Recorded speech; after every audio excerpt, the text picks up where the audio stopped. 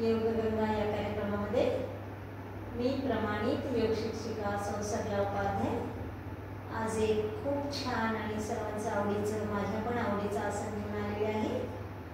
त्याचं नाव आहे शवासन. श्रम जाते शवासनम असं म्हटलेलं आहे. ज्या वेळेस आम्ही जास्त श्रम करतो त्या वेळेस शवासन करून घेण्यास हरकत नसते. आज तुम्ही माझ्यासोबत पण शवासन करू शकता. करून बघा, खूप छान अनुभव येतो मला. सुरुवातीला दोन्ही पायामध्ये अंतर घ्या, 1 ते 1.5 फूट. हातामध्ये पण अंतर घ्या. मान हवेच्या दिशेला कललेली. पूर्ण लक्ष सुरुवातीला आपल्या श्वासाकडे द्यायचं आहे. श्वासाकडे लक्ष दिलं की मन शांत होईल, मन एकाग्र होईल. आता पूर्ण माझ्या बोलण्याकडे लक्ष द्यावं लागेल तुम्हाला. दोन्ही पायांची दाही बोटं शिथिल शिथिल शिथिल. दोन्ही पायांची बोटे, पिंढऱ्या, गुडघे, मांड्या, कमरेपर्यंतचा सर्व भाग अतिशय ढिला, शिथिल शिथिल शिथिल. आता दोन्ही हाताकडे लक्ष देऊया. दोन्ही हातांची दाही बोटं वर वर यायचं आहे. दोन्ही हातांचे कोपरे, खांदे, पूर्ण खांद्यापर्यंतचा भाग ढिला सोडून द्यायचा. आता येऊया पाठ, पोट, कमरेचा भाग, पुढे येतो आपण छातीचा भाग, गळ्याचा भाग, पूर्ण पाठीचा कणा, पुढचा आणि मागचा भाग शिथिल शिथिल शिथिल. आता चेहऱ्याकडे येऊया. पूर्ण संपूर्ण चेहरा शिथिल सोडण्याचा प्रयत्न. आता एकदा डोक्यापासून ते पायापर्यंत कुठे ताण तर नाही राहिला ना, विरकून घ्यायचं. ताण राहिला असेल तर मनाने जायचं आणि तो ताण काढून टाकायचा. संपूर्ण शरीर शिथिल शिथिल शिथिल. आता याच्यामध्ये एकाग्रता साध्य करायची आपल्याला. याच्यामध्ये दक्षता काय घ्यायची? प्रत्येक आसनामध्ये आपण जसं दक्षता घेतो, झोप लागू द्यायची नाही. कारण की आपण शरीराला शिथिल केलं की झोप लागण्याची शक्यता असते. म्हणून काय करायचं? झोप लागू द्यायची नाही.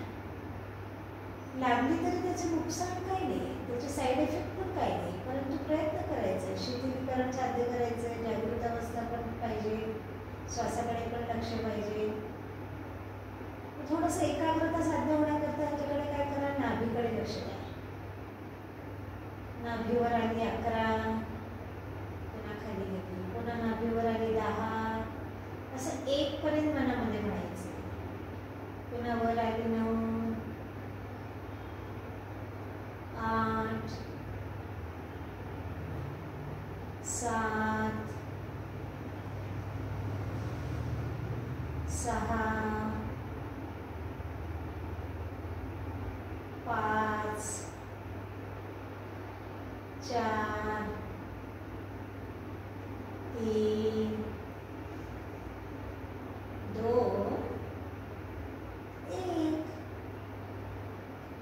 हा प्रयोग केल्यानं काय झालं की जेणेकरून आमचं संपूर्ण लक्ष कुठे राहिलं? त्या श्वासाकडे आणि त्या नाभीकडे. म्हणजेच एकाग्रता साध्य करण्यास मदत झाली या प्रयोगाने. शवासनाने श्रम जाते शवासन. पूर्ण थकान तर निघून जातेच, आराम तर मिळतोच, परंतु अनेक आजारावर उपयुक्त असं हे आसन आहे. असं नाही की ते फक्त आराम करताच आसन आहे. उदाहरणार्थ बीपीचा त्रास आहे, मायग्रेनचा त्रास आहे, जास्त राग येतो, झोप येत नाही, असे जे काही आजार आहेत किंवा तणाव आहे, जास्त स्ट्रेस लेवल जास्त आहे, त्याच्यासाठी पण हे आसन खूप चांगलं, खूप उपयोगाचं. दुपारी झोपलं तर वजन वाढतं. आता उन्हाळ्यात रसाचे दिवस, आपण जेवण करून झोपलं की वजन वाढतं. त्यापेक्षा शवासन करून घ्यायचं. ज्या वेळेस आपण थकतो त्यावेळेस शवासन जर करून घेतलं, थकवा तर निघून जाणारच, परंतु खूप अतिशय फ्रेश वाटतं. खूप छान वाटतं या आसनाने. संपूर्ण शरीराचा ताण आणि शिथिलीकरण साध्य झालं की आपोआप ताण निघून जातो. मग आम्ही श्वासांची जोड दिली की मन शांत होतं, मन स्थिर होतं. याच्यामध्ये आपण मंत्राचा जाप करू शकतो, देवाचं नामस्मरण करू शकतो आणि रोज त्या परमेश्वराला, ईश्वराला थँक्स थँक्स का म्हणायचं आहे. त्याने सर्व काही दिलेलं आहे आम्हाला. एका महान व्यक्तीला जे काही दिलं ते सर्व आम्हाला दिलेलं आहे. त्याला रोज थँक्स म्हणायचं. आणि असा पण नियम आहे योग अभ्यासाचा, जेव्हा मी योग पूर्ण करतो किंवा काही जास्त श्रमाचे आम्ही आसन केले, उदाहरणार्थ योगिक जॉगिंग केलं, उदाहरणार्थ आम्ही वर्कआउट केलं, सूर्यनमस्कार केलं, त्याच्यानंतर थोडासा ताण येतच असतो. तो ताण आम्ही शवासनात काढून टाकायचा आहे. शवासनाने नवीन ऊर्जा येते, नवीन प्रसन्नता येते, उत्साह येतो. असे अनेक फायदे आहेत शवासनाचे. म्हणून 5 मिनिटाचं शवासन आम्हाला रोज करायचं आहे. नक्कीच तुम्हाला आवडलं असेल शवासन. माझ्या चॅनलला सबस्क्राईब करा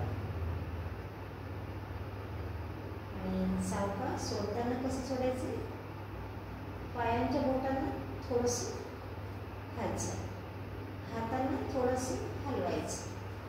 आता पाय जवळ घेतले, हात जवळ घेतले, दोन्ही हातांना घासलं, चेहऱ्याला ऊर्जा दिली, ऊब दिली हातांची. आणि आता सावकाशरित्या डाव्या कुशीवर एका अंगावर यायचं अगोदर आणि सावकाशरित्या उठून बसायचं. धन्यवाद. ओम नमस्ते.